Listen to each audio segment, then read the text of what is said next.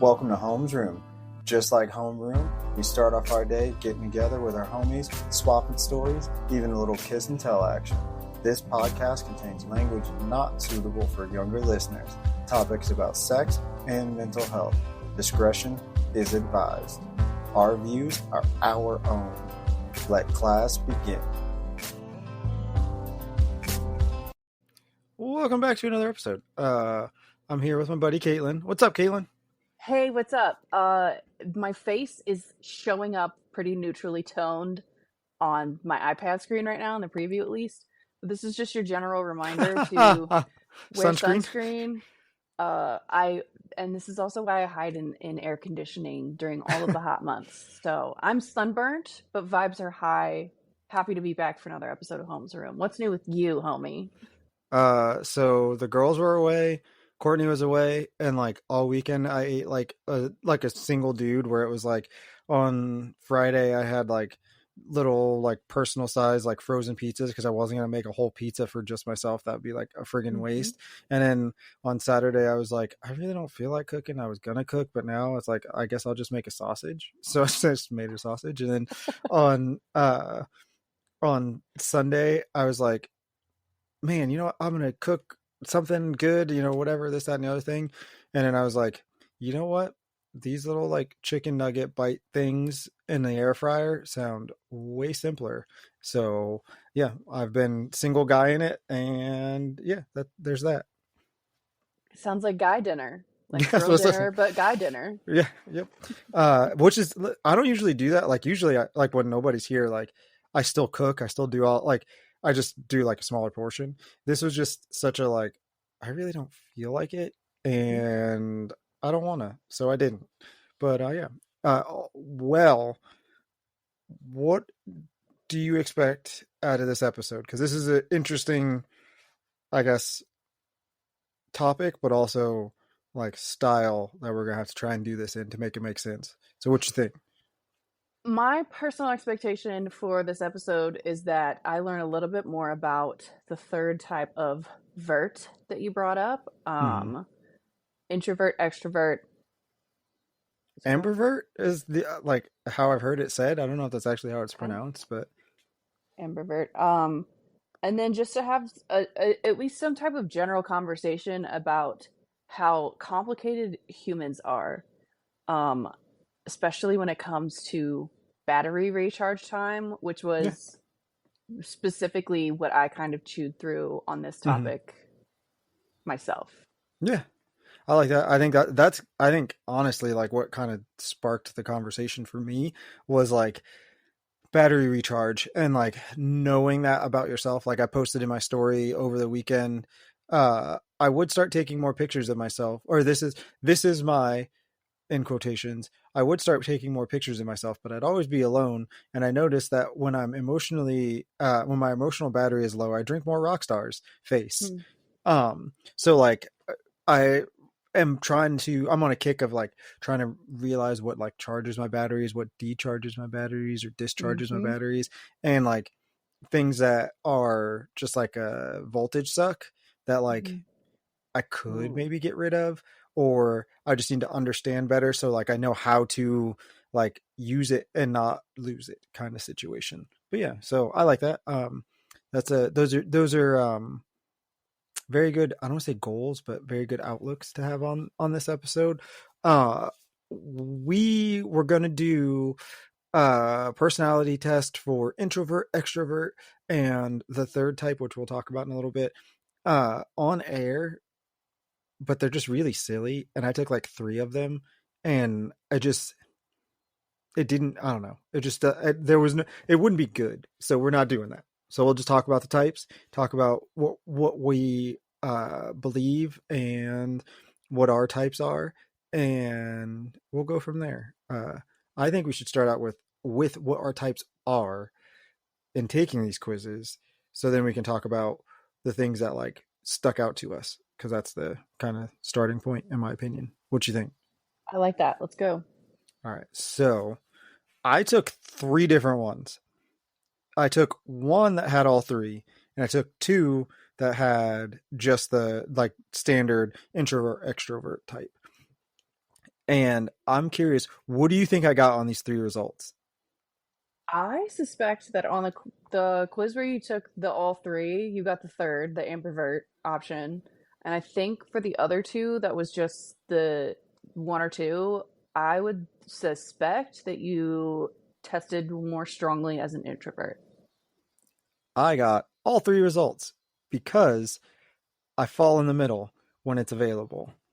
Okay. And that's why the questions, and I was like, this is silly because I answered this question that way on this one because it was asked the way that it was asked. And that does sound fun. But I didn't answer it that way on this one because it was more work related. And like, if you were in a group, would you be more likely to do this? And it's like, no, because I don't want to do that part. But it's like, if you were outside hanging out with friends, would you be the person making the jokes or would you be the person sitting there? It's like, I would be the person making the jokes because that is who I am.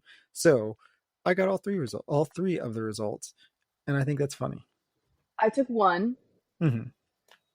I got extrovert. Yeah, I assume. But you just said something that also bothered me about my test is there were several questions in my quiz that I took that were specific to a work environment. Yeah, And didn't like that because for me to know who I am genuinely to the core of my person or just like be in touch with my own personal behavior, I want it completely removed from the workplace yeah, because I mean, yeah. You're I'm professional. I'm typically violently myself no matter what. Specific to the workplace, I am very much an extrovert just because I'm very passionate about the field that I'm in and I have no problem calling out people when they're wrong.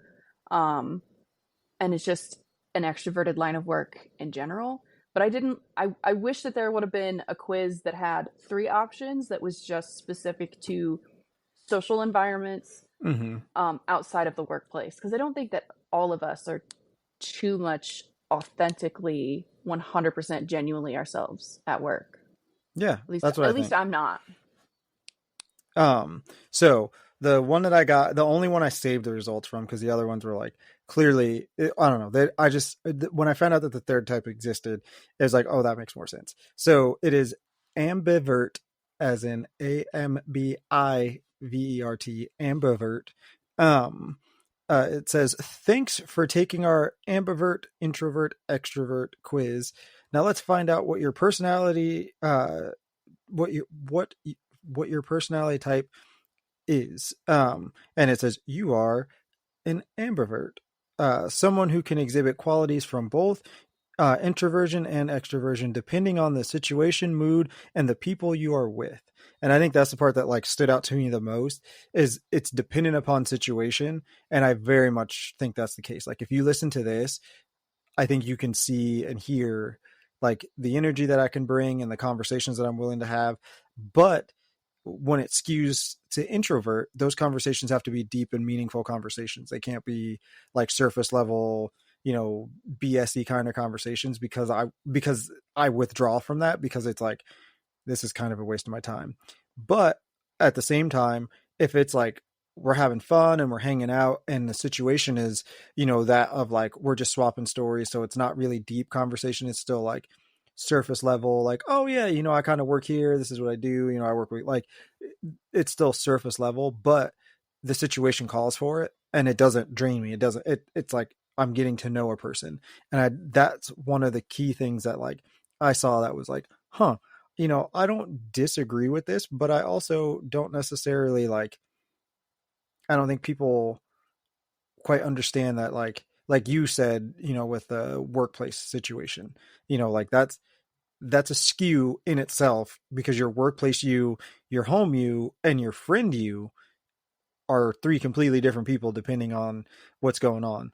Like, not saying that you get wild and go out and party every weekend, but I guarantee when you're hanging out with friends at the lake or wherever it was you got sunburnt, it is slightly different you than the person that shows up Monday morning to go to work. We're just both versions of me are just violently sunburned today. What from like the quick breakdown of what I just gave you, does that like surprise you that I guess that's the result that I got, but also does it make sense to you and like why this third type should be probably more like prevalent and talked about? I was genuinely definitely more prevalent and talked about because um I had an old supervisor, and I was like, well, like as a cool like team building thing, we should take personality tests or like enneagram test. And she was like, well, I don't want to do that because I don't want us all to define each other within like a limited box. Like we're all like, she was very like Yeah. bitchy about it because she just was bitchy in general. But that's what it reminded me of. I was surprised that I'm 31 years old. I'm particularly somewhat kind of knowledgeable about personality tests and specifically introvert extrovert, that I was surprised that you threw out this third term for like a little column A, little column B. Like, I was like, why is this not more widely talked about? Or is it? And I'm just not in those social circles. Um, So I'm going to stop you there only because I had to look it up because I was like, maybe it's a new term and they just kind of labeled it. When do you think that this term became part of the like English language slash like a thing as defined by the personality type? I I'm would gonna tell you right now, say, you're wrong. I would say within the last decade. 1923 Ew. specifically. Yeah. So it was first used as early as 1923, and it was introduced by the psychologist Edmund S. Conklin. That's a weird spelling, and I can't tell what letter that is. Conklin. Um, to describe individuals who exhibit traits of both introverts and extroverts, essentially filling in the middle of a personality spectrum. So, like, legitimately, it's been around for forever. Nobody just talks about it, and you fall on one side or the other. And I'm wondering now, like, how many people, when presented with all three, might actually realize that they're kind of more than that. And like the thing that comes to mind, and I'm not calling you out in like a negative way, but is like the board game nerds that everybody is like, oh, they just like being at home and da da da, but they can go to a gamer cafe and be just fine. And it's like, it just depends on the situation that they're in, on what makes them an introvert or an extrovert. And like, I've been around some of those people, and legit, they could be like super outgoing and super chatty with the right situation. And one thing that like I'm really good at is, like open I'm a high vibration person where people just like open up and talk to me, which is Mm-hmm. fine. But also I wonder if that's part of what it is that like because I fall in this middle spectrum, it allows people to feel safe, and I'm just extroverted enough to like pull it out of them, but also Mm-hmm. introverted enough that they don't feel, you know, like I'm one of those people that's just like, oh, you gotta have fun. So I don't Mm-hmm. know.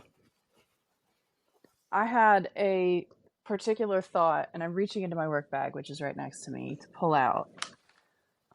This is a, I'm going to cover my answers because I don't want them to be posted to the internet. But I'm retaking for the first time in a long time the test that is the personality inventory for the DSM-5. And it is 200 plus questions. It Yeah. is so fucking long, but it's got very intensive questions about the types of behaviors that you exhibit, the types of the different ways that you view yourself, how you think about yourself, what other people say or believe about you. Um, and maybe it's because it's like divine timing that I'm retaking this right now. But even with this personality test, I think a lot of these results also depend on the mood and the state that you're in Yeah. while you're sitting there taking the test. I have been so far removed from my baseline that I've only filled out the first page, and it's been sitting. I've been hauling it around in my work bag with me for at least a week, just because I don't want to skew my answers while I'm sitting at work, pissed off at the world, because it's just like where I'm at in general with my job, and Yeah. have been for a while. Um, but like if I'm, um, you said this phrase earlier in the episode, and I wrote it down because it made me LOL. Voltage suck. Yeah. If I'm in a state of just complete voltage suck and like my battery's completely drained, I'm going to be answering those questions a lot differently than if I'm hopped up on my 2 Celsiuses in the morning, rocking and rolling, ready to have a productive day. So I still think that periodically taking these like these tests or quizzes, or just like even revisiting your own personal inventory while you are in maybe some of these different states, existing in varied states of identity and just having higher lower energy levels depending on the day is just inherent in human nature. Like, we're going to have high days, we're going to have low days. um so yeah, I think that maybe the mood that I was in on the day might have impacted my results, but that's more of my baseline. Like, I believe, as to who I am as a person, I'm going to test higher as an extrovert Hmm. depending on most days. Yeah. I mean, and I think uh, I don't know if the quiz you took had all three like It was options. just the two. Yeah, so like I'm curious as to whether you would in fact end up in the third category because there's just like small things about it. So like one of the things that's notable is ambiverts or ambiverts may have an easier time managing their emotions in social situations due to their balanced nature. So like for you, it's like okay, maybe not, but then it's like observant and intuitive. So like if it falls into a thing, they tend to be observant of their surroundings and have good sense of what others are thinking and feeling. So it's like that pull in of like I can see both sides of the coin. Builds trust, their ability to understand different perspectives and connect with others on various levels, leading to stronger, more trusting relationships. So like part of me wonders whether you would end up in the third category, and like I think maybe it'd be worth like one that shows you like the percentages, because maybe Yeah. you're like close in percentage to that, where like you might skew more extrovert, but also there's that little kick of that middle category. And when I look at all of those things, it's like I can't not see me, and it's like Hmm. yep, that's a thing. Like while like I guess part of introvert specifically is like recharging by being alone. And you strike me Hmm. as a person that like even though it might suck, it seems like you might actually enjoy your alone time when it's necessary. But also like is that true to everybody or not? I am so glad that you brought that up, because that is specifically one of the topics that I wanted to discuss about my test results and how that's changed over time. If I could create a pie chart that was like battery recharging time, I think probably about 80% of that pie chart would be alone quiet time. And then the last 20 ish, 25% would be in a group setting. Mm-hmm. Um, and specifically, this weekend did a really good job of demonstrating that for me. I have again been kind of removed from my level of baseline. And I think Friday to Saturday, I just like crashed. Like, it was just low energy. I think Saturday, I slept 18 hours between Friday night naps I took throughout the day. And that's not really counting the night that I slept Saturday night, those hours. Um, and I woke up feeling a little bit more recharged, but generally just very like low and um, still exhausted, because it gets to a point where if you sleep too much, like, you still Mm-hmm. are just Yeah. tired. Yeah. But Sunday, I had book club. Book club was at a friend's house, hence the pool and the sunburn. Um, and this month, there was only four of us total that could make it, but it was just, and I found myself looking forward to it Sunday when I woke up, because I wasn't going until later that afternoon. Because it was not just, I didn't know how many people at that point were going to show up, but specifically being in the recharging energy of Mm-hmm. older women that I adore, that sometimes is far more rechargeable to me than the 18 hours of sleep that I got the day before. Yeah. Yeah. So, that being said, I like silence. Not necessarily silence, because my ADHD, I constantly have to be watching or listening to Yeah. something. But I do like, uh, my husband calls it rat time, because I'm curled up in our king size bed, surrounded by pillows, buried under blankets. And he's like, you literally look like you're nesting. Like and I'm like, yeah, it's my rat time. I'm in a rat's nest. Um, the older I get, the more introverted about recharge that I get. Because even if it's just being home having family time, I still count that way more introverted than it used to be back in the day when social recharge time was pre-gaming with my sorority sisters before we go bar hopping all night. Hmm. Yeah, I mean, like I said, there's something to be said, and about like, does age play a part in that? And are we just getting old and crotchety? And the more old and crotchety we get, are we are we becoming more and more introverted on the recharge side, but extroverted on the like joy side? And again, that's why this like third category makes so much sense. And I wonder how many more people would be like, oh yeah, I'm definitely that versus not that. So as an extrovert, I'm gonna read you off the like key traits. Assertiveness. Extroverts are often assertive and not afraid to express their opinions. I think you can check that box with a giant red marker. Risk taking. They may be more prone to seeking out new experiences and thrills. That part I don't know. Like in my limited knowledge about you as a human, I don't know if that necessarily strikes true. Risk taking in the sense of, and again, I'm my job is so much of my personal identity that I'm um turning so much of my personality results into the ways that Yeah. I would apply this into work. But um risk taking in creative applications for like digital evidence and shit like that, or Yeah. like weird ops or weird warrants or weird subpoenas that we can issue to companies and stuff. And like, there's not necessarily a ton of risk. There's some risk of like burning the case or tell like somehow the bad guy finding out that we're onto them.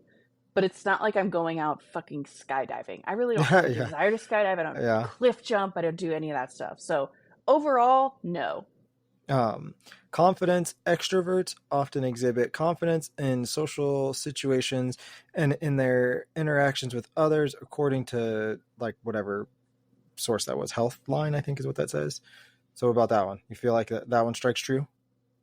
Yes, it wasn't always that way. Since I decentered men, deconstructed a lot of religious trauma, and also just became more secure in myself as a person. I think that that's just something that inherently Yeah, happened. that's what I think. That one's hard to judge specifically depending on the phase of life you're in. Leadership. They are often seen as natural leaders with their social groups. That one has an asterisk next to it only because extroverts don't actually always make good leaders. They actually make Mm-hmm. more often poorer leaders because they're so gung ho and have that energy that they don't always have the like skill to back it up. And that's noted when you go look and cross reference an introvert. They actually make better leaders because they wouldn't make a decision rashly. Cycle back to the risk taking side of it. Mm-hmm. And that, so like I think that's the thing. However, I would definitely feel like people would follow you. You seem like a person of good ilk and followability, and I just made that word up. So Should I start a cult? yeah, you should absolutely. I'm kidding. I That's the I feel like Instagram clip right there. yeah, there you go. I feel like the women that we've had on the show would gladly sign up to be in your cult. Oh So my that's the god. thing. No, Um, it's a board of trustees for our cult. They're all going to be co-leaders with me. We would I love we it. would destroy the world. But anyways, Um, this one definitely rings true if I had to guess. Easily bored. Extroverts can become easily bored and seek external stimulation to combat this feeling. duh. Yeah. um, Thinking out loud. Extroverts often process information and ideas by talking through them with others. If you haven't heard, we both talk about how we are vocal processors. So that one is a big check for you. Like I said, definitely hitting these notes. Social networking. They tend to have large social circles and enjoy maintaining numerous relationships. So, like, again, that one's one of those that, like, yes, but also depends for you is the way I would look at it. I would say that one fits me more so in college. I liked having friends in all different areas and aspects of the college campus life. Right now in adulthood, like I'm so lost in the sauce on toddler parenthood that my social network has also shrunk a lot in terms of private life. But I also have started to kind of cut away some of those relationships that are not low maintenance. Like, if Yeah. you're not a low maintenance friend, I'm not really sorry. I don't have the energy and the bandwidth. And if that's something that you need from me to be secure in our relationship, I cannot provide that to you. So, yeah, it depends. Um, Less so now in this current stage of adulthood for me. Yeah. So these are the introvert side of that. And there's more of these that seem like they might strike true with you on a like not just where you are now currently, but like what I know about you. And this is where it gets interesting and why that third category is so like, huh. Uh they need alone time to recharge. Socializing can be trying for an introvert, and they need time alone to recover their energy. And I feel like that one could go for everybody to a degree, but like Mm-hmm. kind of what you were saying before, like yes, but also no. So there's that one. They prefer deep conversation. Introverts often enjoy meaningful conversations with close friends rather than engaging in small talk. So what do you think? I like deep conversation, also complicated conversation with like Mm-hmm. other academics, but Yeah, they don't necessarily have to only be with people that are close to me. yeah, that's fair. And that's But again, this is mhm. this is where that third category is why I'm calling you that third category because it seems like you kind of exhibit both. Uh they are often observant and thoughtful. Introverts may be quieter in group settings, but they are often processing information and thinking deeply. No. Uh, the depth of my pondering thought process is a fucking wave pool, dude. Okay. But how much of that is related to your ADHD and how much of that is related to just who you are inherently? Equally both. And what maybe I need to not do is buy completely into this belief that my ADHD is who I am. Yeah, that's the Because it's thing. not who I am, it's what I have and something that I struggle with. Yeah. Um, but yeah, no. Usually, if we're in a social setting, you can see exactly what I'm thinking on my fucking face. Okay. Fair. Yeah. Um, they can be excellent listeners. Introverts tend to be good listeners and may offer thoughtful responses. No, but working on it. I Uh, tip. Yeah. No, but working on it. they may be more creative. Some research suggests that introverts may be more creative due to their preference for spending time alone and their tendency to think deeply. But that one is also like anecdotal more than like a fact. The fact is they could be more creative. Why they're more creative is unknown. That's actually something I've never thought of. Um, I don't know. The only thing I could think of right now is just I wish I could draw or paint or Yeah, do that's something fair. like truly artistic. I can't. I just glue shit onto other shit. uh, they can be effective leaders. Introverts can be successful leaders by leveraging their strengths in listening, thoughtfulness, and strategic thinking. And that's one of the things, like I said, that's why there's an asterisk next to the leadership part of it for both sides because Hmm. they in themselves don't always make good leaders because of this trait, but they can be good leaders in spite or because of these traits. So I think it's definitely a thing. However, I think you made the same faces to the same number of like key traits Hmm. in both of these, which is again why I come back to that like that third thing, man. It's just it's wild to me. Um And then did I go over these? I don't know if I want to. I don't think I went over this. So these are the key traits for the ambivert. Um, Ambiverts can easily adjust their behavior to different situations, sometimes preferring solitude and other times enjoying social interactions. Uh, First, like main, like that's the adaptability part of it, which is an asterisk because they're a blend. The traits are balanced relationships. They can build meaningful relationships with both close friends and casual acquaintances, finding comfort in both deep conversation and lighthearted interactions, which you yourself just said. And I Hmm. knew that it was going to come back around. And I tried to keep my mouth shut at that time because I was like, ha ha ha, just you wait. Yep. So what do you think? That box get checked? Yeah. Yep. uh, um, Situational behavior. About to die over here.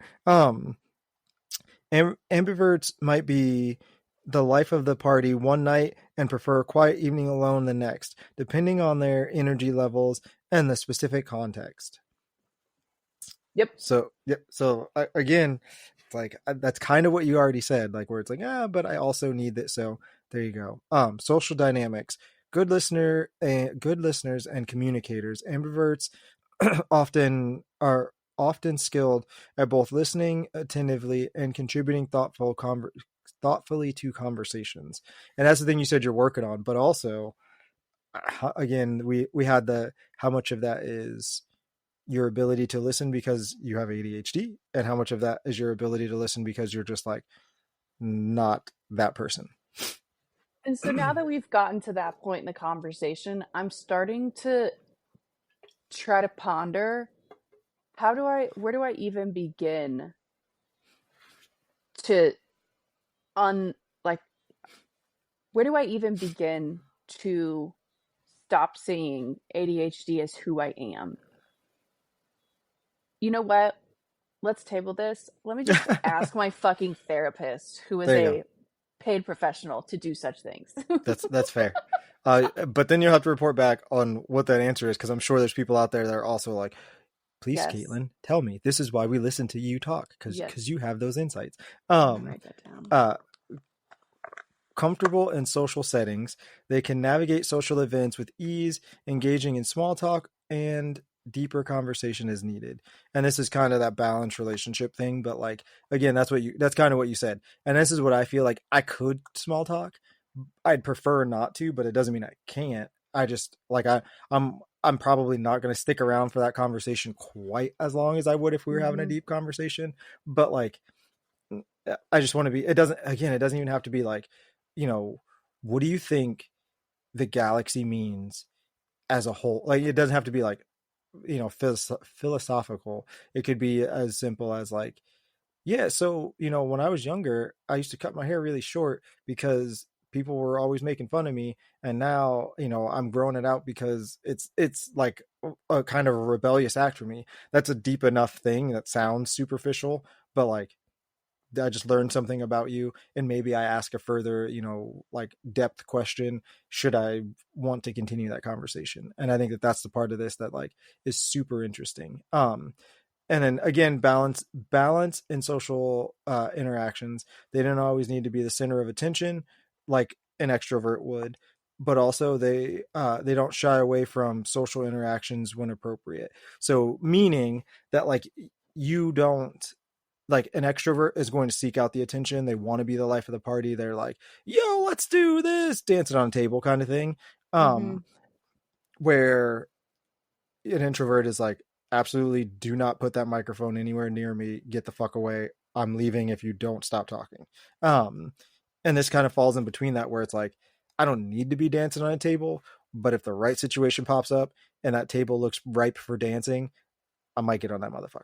So, Yes. uh, I think back to when I was younger and, in my 20s, partying and like I always describe myself as I'm not like a crazy drunk. I'm a friendly drunk, but I'm not a friendly drunk in like the standard way.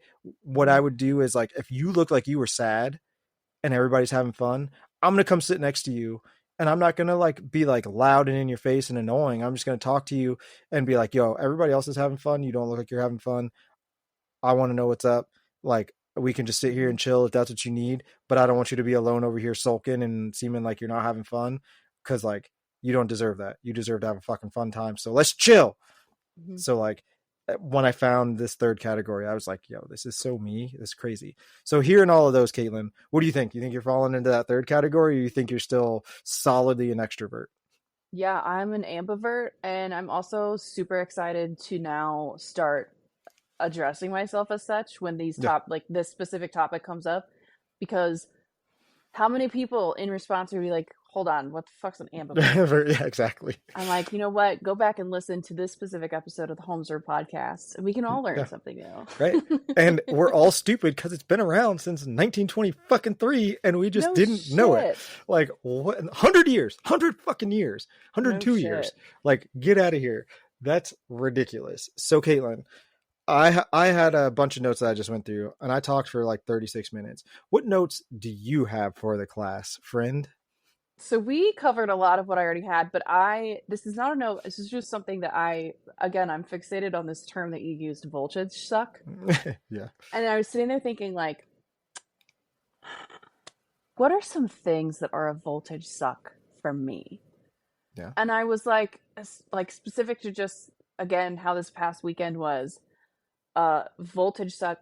And let's also expand the definition too, because when we're saying voltage suck, we're not just saying like social battery, just Yeah. saying battery in general, Yep. because some of these have nothing to do with interacting with other people. And I had four specific things that rolled off the top of my head about these are actual voltage sucks for me. First of all is visual clutter.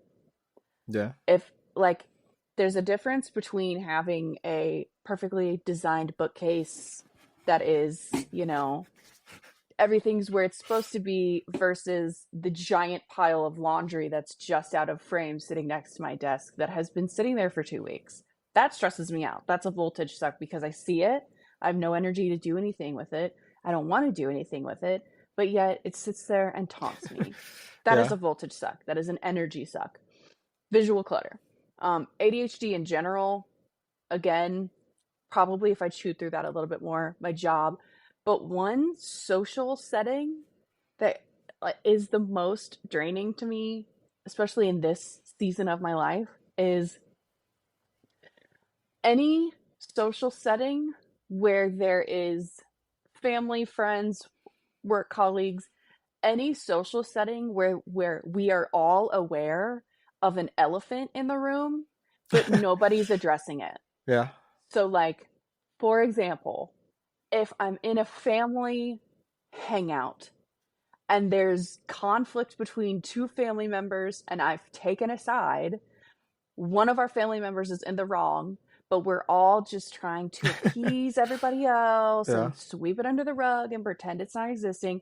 That is such a voltage suck to me because I'm sitting there clawing at the edge of the table and I just want to yell out, "You're wrong and you're being irrational and it's so unfair how you're treating this other family member or friend or colleague or whatever."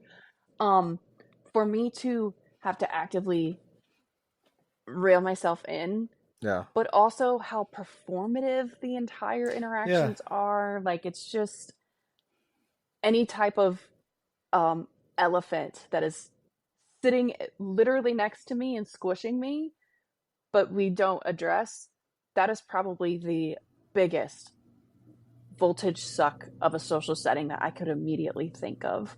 Um, Socializing in general obviously is going to be a voltage suck, but that's going to drain my battery a lot fucking faster than any other setting. Yeah, that's one of the things that like I feel that one, and I think everybody feels that one.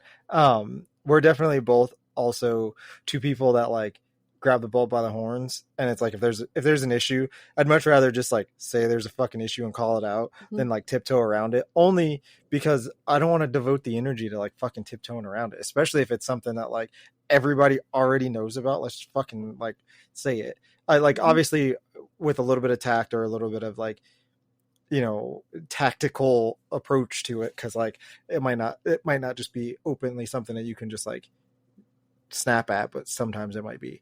I don't know. I think defining your voltage suck and, figuring out what those are, writing a list. Like, I just talked about how, like, I'm trying journaling, even though I Mm-hmm. don't think it's necessarily like a good thing for me to do. Not good. I shouldn't say good, but like, I don't, the reason you journal is kind of lost on me because I already do those things. So writing it down doesn't necessarily like change anything.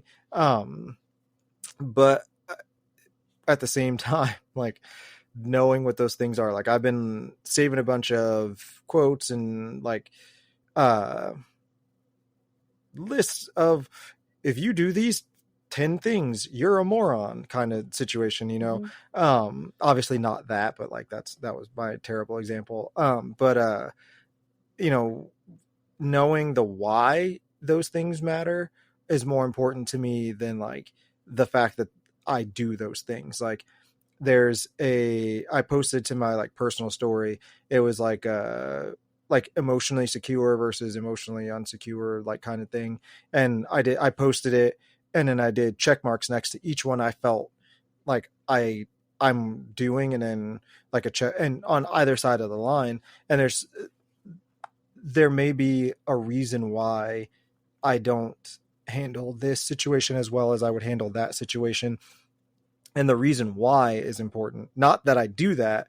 That's It's important to identify, but identifying the why behind it is ultimately more important. So when it comes to like a voltage suck, if I'm sitting in a room full of people I don't know who really genuinely could care, like if I wasn't here, the situation wouldn't be any different. And if anything, it might even be more favorable because like they know each other or they know the person that I came with, and I'm just kind of like the extra. Like, getting to know those people on like a fucking superficial ass level when like chances are we'll never see each other again is kind of like a voltage suck to me, where it's like, I can ask you all these questions, but at this stage, like, the things I know about you, you're actually kind of annoying, and I don't know Mm-hmm. that I want to get to know you.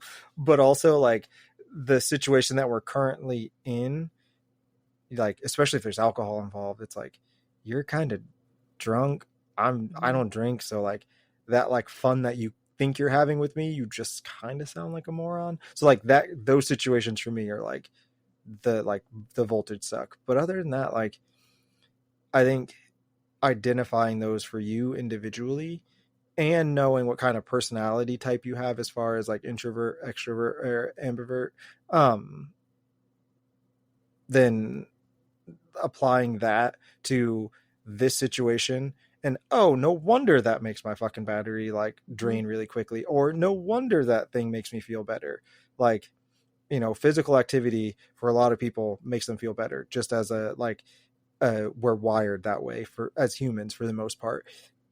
But that doesn't mean that like sitting at home doing a puzzle in the quiet of your own house, isn't recharging. And Mm-hmm. nobody can tell you that it isn't. Just like going out and having, a like 15-person like impromptu like dance party isn't recharging for you, or talking to your friend who doesn't live anywhere near you for an hour a week on a podcast isn't recharging sometimes, because we very often in this, and it's like, yo, I feel way better than I did before I started this. So like, finding those things, I think it matters in the context of knowing how to recharge your battery. Identifying the voltage suck is the first step in fixing said voltage suck and getting your wiring correct, but also understanding how to recharge said battery once you've eliminated that voltage suck is even more important. Kind of in that same vein of thought, and just as you were saying that, a larger point about these types of personality tests in general.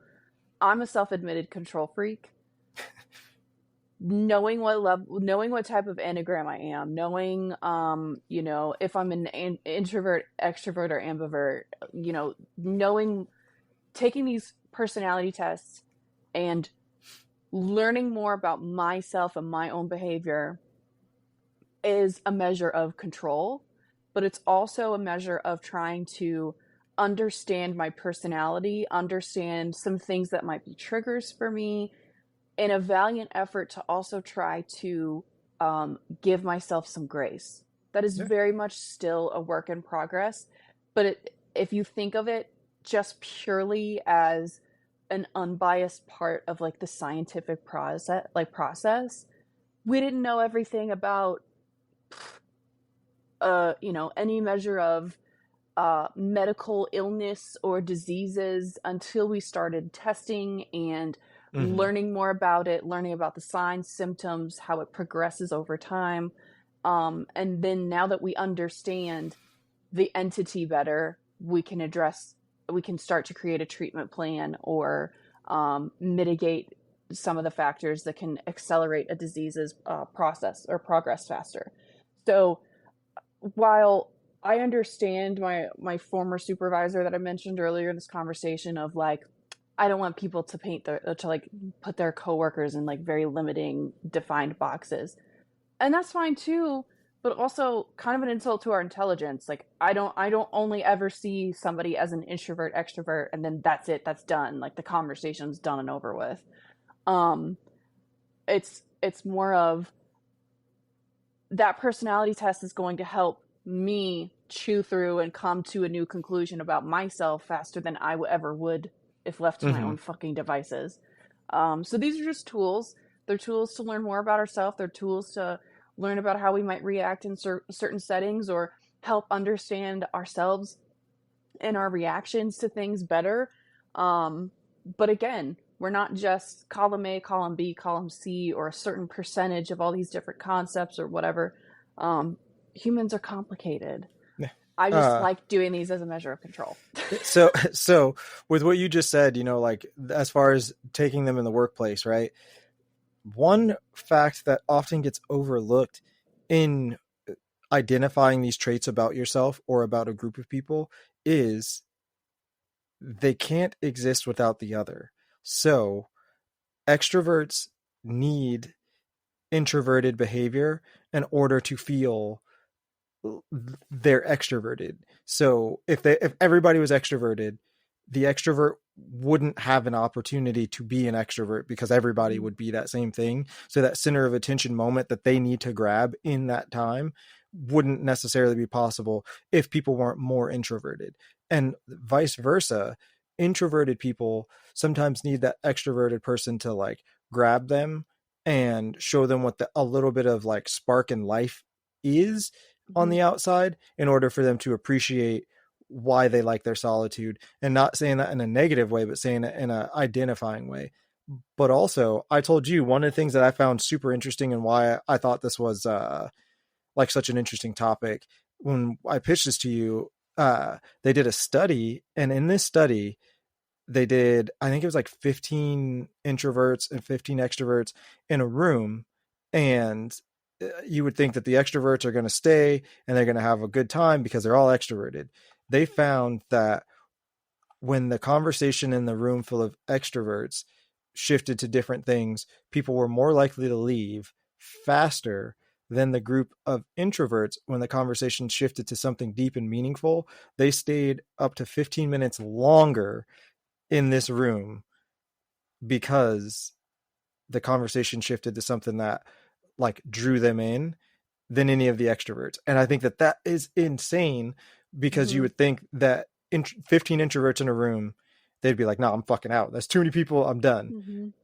But the cathartic feeling of deep emotional conversation or deep meaningful conversation, whatever those conversations shifted to, recharge them enough to stay there and want that energy, where the extroverts were like, this fizzled out, I'm done. Mm-hmm. And I think that that's super interesting because just because you're introverted doesn't mean that you don't hang out, you don't have fun, or you're a wet blanket. It just means you need the right type of stimulation in order to be excited, in order to be that thing that is fully yourself. Extroverts don't necessarily need that, but also when everybody's an extrovert in that situation, it's only fun for so long. So Absolutely. there's a little give and take, and I thought that was so interesting because I would have never known that. I definitely don't that I would not have gone into that social experiment with that being my original hypothesis. No, and I mean, like I said, that's the thing is, which is that third category. It just makes it just like I just see it so much more clearly. Where it's like, I would go to parties and I would be the person that's like, you know, having fun and could talk to everybody. And I reflected on that a lot this weekend, where I was like, I was so much of a different person then than I am now, and like trying to figure out the whys, and knowing that like third category is a thing now. It's like maybe that's why, because I was Hmm. that third category all along, trying to be more extroverted because I felt like that's what I was, when it wasn't recharging my battery all the way I needed it to. And then I swung to super introverted side, and that didn't recharge my battery as much as I needed it to. And now I'm somewhere in the middle trying to figure out, which plug to pull out and plug in and move to try and get it to work right. I'm smacking the side of the controller to get it to work. Maybe, I don't know. Yeah. Yeah, I think it's obviously important to also revisit some of these constructs, or Mm-hmm. ponder these things about yourself as you go through different seasons of life, because again, all of these answers I would not have answered the same way if it was college or high school or Yeah. middle school, or even this time last year. I don't think I would have answered some of these the same. But trying to know and understand ourselves and our friends and colleagues is an ever changing thing. If really all you get out of this episode is to um, try not to define people by your limited perception of who they are based on your tiny chunk or percentage of interactions with them over the larger scope of their entire life, your impression of somebody may not be accurate, but also that first impression is just a first impression. People are so much more complicated. Like, we are literally, we're icebergs. Yeah. We only see a small percentage of that. Yeah. So, Similar to fight or flight, or freeze and fawn, which is also part of that. We simple it down to fight or flight. There's more to it than that. And this mhm. one, I would suggest, if you've taken these quizzes and you got introvert, but you don't necessarily completely identify with that, or you feel like maybe it's not quite right, or you got extrovert, but like, that like being with people for too long or in the wrong situations kind of drains you, go back and take one that specifically lists all three, because I wonder how many people fall in that middle section and don't realize it, and are sitting here feeling like I'm not really an extrovert. I guess I am, like, and questioning what that means. And this is like a silly little minuscule part of your life as Mhm. far as what this means, but knowing that you are this versus that maybe gives you a little bit of insight onto like why this situation never really panned out the way you wanted it to, for whatever reason. But I don't know, like I said, I hope you enjoyed it. I hope Kaitlin enjoyed it. I we're gonna start a new thing. I told Kaitlin at the beginning, before we started recording, that she should start thinking about doing some solo episodes so that she can get some things out there that she feels like are a good conversation, that I might not necessarily like participate in the same way that like I would some other topic, or something that like jazzes her, that like she just wants to share. I'm also doing a solo project that will be released as probably bonus episodes. I haven't decided exactly how I'm going to release them yet, but yeah, we're trying to do some different things. We definitely need some comments, because you can comment on YouTube, you can comment Mhm. on Spotify. I don't think Apple has comments yet, but on Apple, I know you can go leave a review and comment in your review, which you should be doing. We need you to share it with your friends if you like it. A lot of our recent episodes have been doing pretty well, which I'm excited about, because that means we're hitting topics that you want to hear. But also, the more they get shared, I can see immediately the impact of just one share from somebody and how that makes a difference. So, like, if you like it, if you learn something, if you're like, oh my God, that was a good conversation, or oh my gosh, I want them to talk about more things, but I'm afraid because I'm an introvert to go tell them to talk about this thing. But my friend who's an extrovert who might like this podcast is more about like suggesting some shit, share it to that person so that we can continue to have topics. Because at the end of the day, if we run out of topics, we run out of podcasts, and you just hear us talking about random things that, like, I don't know, maybe we have to revisit the truth or drink thing and answer questions we really don't want to drink, or we really don't want to answer, and then we have to drink root beer again. And neither one of us wants to do that. So there's that. Um, I don't know. Show up for your friends. Show up for your people. Uh, Start doing the work. I shared a thing the other day that said, if you really want to change, then you kind of got to be tired of your own shit and change. That's the only way it's gonna happen. So like, I get tired of your own shit and change. I don't know. Kaitlin, what you got? Boredom and complacency keeps us stagnant. Get uncomfortable. Go learn something new. And you know what? This is the perfect place, the perfect podcast for y'all to do that. It's the Holmes Room Podcast. Treat every day like it's Holmes Room. There you go. Every day's a class. Go learn something. Bye. The bell is about to ring. If you want to drop us a voice message or simply ask a question, you can do that by clicking the link in the show notes below. Be sure to leave us a 5-star review. It helps more people find us. Theme music by Kinsey. More music available on Spotify. Remember, every day is a class. Go learn something.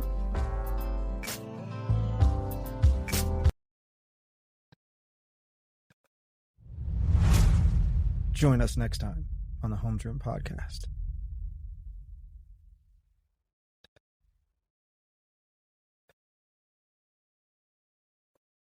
So there, like, it's difficult to pinpoint the specific number of fashion styles when it comes to dresses, but they can broadly be classified into 20 main categories for dresses. 20, like 20 main categories for just types of dresses. Like stylistically, A-line, sweetheart yeah, yeah, neckline. no, Yeah. yeah. Well, exactly. Not even that far yet, but like, Oh. because it would go further. So like, Oh, you're like looking at like sundress, maxi, cocktail. mini, yeah, Mhm. exactly. There are 20 types of categories, and then they are subcategoried from there, and that's where you start to get in those, and then fabrics and how those play a part in it, right? Mhm. So like, just baseline 20. How many styles do you think there are for men on the counterpart of a suit? Well, so already I have some confusion about larger category versus subcategory. So so let's not be the analyst, Kaitlin. Let's go with knee jerk. Just give me a number. Uh, 6. Cut it in half. There are three. There are three broad categories, and it is broken down into how many pieces the suit has. So there's 2-piece, 3-piece, and tuxedo or dinner suit.